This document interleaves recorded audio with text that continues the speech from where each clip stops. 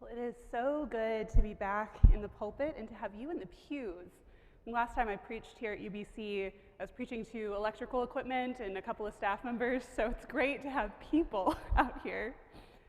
I bring greetings from Labyrinth Progressive Student Ministry, where I serve as the Minister of Spiritual Formation and Communications. And I was actually a student at the University of Texas when the beginnings of Labyrinth were forming in the womb of the North Dining Room, just a couple floors below us. And I was there when we actually decided on the name Labyrinth, so it's a really cool honor to be able to serve the place that gave me so much. The first time that Labyrinth ended up with a little surplus at the end of a budget year, we bought a giant canvas rainbow labyrinth, the biggest size that came in one piece and would fit in the student lounge. It's our own little portable cathedral floor.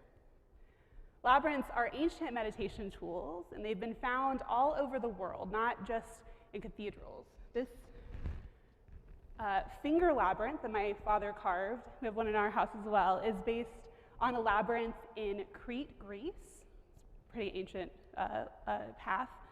The one that Labyrinth has is based on the cathedral floor in Chartres, France. You may have seen some in retreat centers or hospitals. There's one on the campus of Austin Presbyterian Theological Seminary. But unlike a maze, in labyrinths, there are no decisions to make. There is one path from the outside to the center.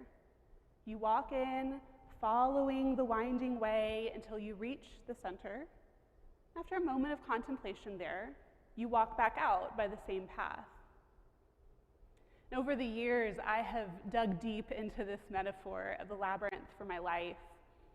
I've always felt frustrated by the twists and turns along my path, wishing that I had done things right the first time or taken the more direct path to the center to avoid wasted time and energy in the meanders of my life. If only I had started out a religious studies major and gone straight to seminary after undergrad. If only I hadn't wasted my time trying to hang on to that ex-boyfriend. If only I had started saving for retirement earlier. Forget all that I learned along the way. I want efficiency. But the labyrinth path is anything but efficient. We don't get to go straight to the destination as much as we wish we could. So I feel Paul's frustration in this letter being unable to get to Thessalonica. While he doesn't get into specifics, he tells of all the difficulties they encountered trying to return to the Thessalonian church. I, Paul, tried over and over again, he says. Eventually, he decides he has to change plans, and he sends Timothy to Thessalonica alone to check in on his darling church. Now, thankfully, Timothy is able to bring back good news to St. Paul the Anxious, but this is no substitute for Paul. It's only a bandage, a stopgap. He still aches to see them face to face because there are some things that we just can't do remotely. I think we've all learned that this past year. We've certainly tried to do things remotely. We hosted Facebook Live concerts from living rooms. We ran virtual 5Ks around neighborhoods. We used sidewalk chalk to bring art galleries to driveways. Dining rooms became classrooms and offices and conference rooms. Kitchens became bakeries. Bedrooms became doctors' offices. And there are things we learned in these meanders, like how to live stream, that allow us new ways of connecting across distances. And we should cherish that technology that allows us to minister beyond our walls. Technology that Paul would envy. But we also learned after months of physical isolation, there's still no substitute for face-to-face connection. Last year, my co-pastor at Labyrinth, Renee, and I worried about how the pandemic would affect our ministry to students. We spend so much time with them in community. That's why most of our budget goes to staff. Materials, we can get donated or get creative, but there's really no substitute for the dedicated time that a minister spends face to face. But in a pandemic, what does that look like? Early on, the needs were concrete. They needed groceries and Tylenol and at-home craft kits to keep them busy. So every month, I would take a couple days to pack and ship care packages to all of our students. But then after a few months, the grocery store shelves weren't empty anymore. Unemployment benefits began to roll in. The needs were less about the physical things and more about the psychological toll of loneliness and anxiety. They needed community, and they really needed a chance to see one another face to face. So we started to meet outdoors once a week, so at least our bodies could occupy the same physical space. We meditated. We held Zoom call after Zoom call of pastoral care one-on-ones. And we prayed a lot. We prayed for an end to the pandemic. We prayed for our students' safety, both from the coronavirus and the virus of anti-LGBTQ hate. We prayed for the prayer requests that come through our Discord server, where our community has lived online for 16 months. We prayed for our supporting congregations like UBC. We prayed for a chance to be together again, face to face. Some of our prayers have been answered, and some are still hanging in the air, but we are hopeful, and our hope endures. We are looking toward in-person programming and face-to-face college ministry again in the fall, worshiping together in the same room, eating Sunday dinners with our supporting congregations, engaging in face-to-face discussion around the couches, getting Starbucks together, creating art together, doing yoga together, being in community together. It finally feels like we're close to the center after months and months of winding around feeling lost. This, by the grace of God, will be the first time meeting in the chapel and the lounge for all but one of our returning students. We had a lot join in the past year. So as Renee and I have been working to prepare our spaces for this new year, we've been wondering about the new generation of college students. Do they like coffee or tea? Chocolate or sour candy? Board games or movies? These little personality traits and preferences that we knew so intimately with our previous generations of students are mysteries now.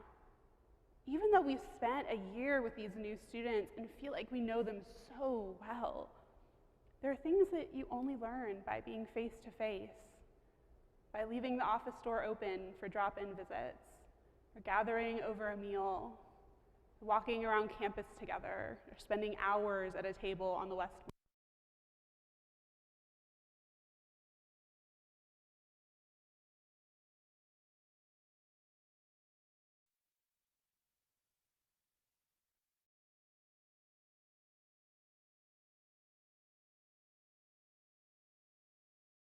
In my mailbox and in the pews, in hospital waiting rooms, at recitals and little league games, at baby showers and baptisms and graduations and weddings and funerals, you have been ministers.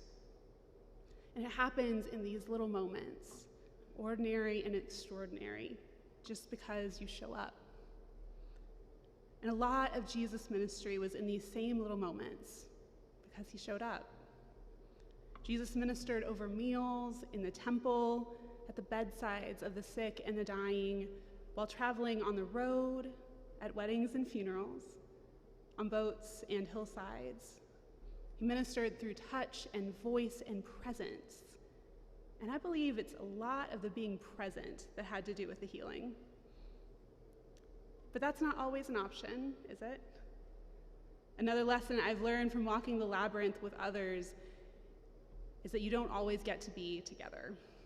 Along the winding path that folds in on itself over and over, there will be times when you walk beside someone for a ways, but inevitably one of your paths will make a hairpin turn, and suddenly you're walking in opposite directions, alone.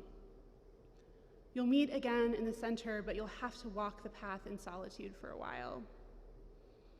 Whether it's a pandemic, chronic pain, difficulty getting around, work schedules, anxiety, family responsibilities, depression, or just needing a break. There are times that we can't be physically present. And when we don't get to see each other in the ways we're used to, we can easily start to feel alone. And when we start to feel alone, we can easily stop moving. But the other lesson that I've learned from The Labyrinth, and Pixar movies, weirdly, is that you've got to take it step by step. Do the next right thing. Just keep swimming. The Labyrinth is such an effective meditation tool precisely because it removes any control you have over the path. So you can focus on walking one foot in front of the other. So even though it might feel like you're moving away from the center, even though you might not see anyone else around you, even though you're not sure where the path might lead, just follow the path that's in front of you, step by step, and trust that you'll get there. It's a chance to practice the faith of Paul, who prays, "Now may God and Christ guide us on our way back to you, and may Christ increase and enrich your love, not just for each other, but for everyone, just like we love you. And may that love strengthen your hearts. May that love make your hearts strong." Love doesn't diminish when we're physically apart. It's what makes us ache for one another. It's why we try so desperately to see one another face to face.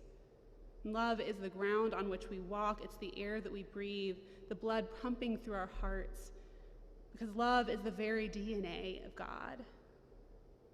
The words from a song from Vacation Bible School this year: "Face to face or far away, God is present among us." Friends, face to face or far away, love is present among us, because love is our family resemblance, and love will keep drawing us closer and closer to the center. Amen.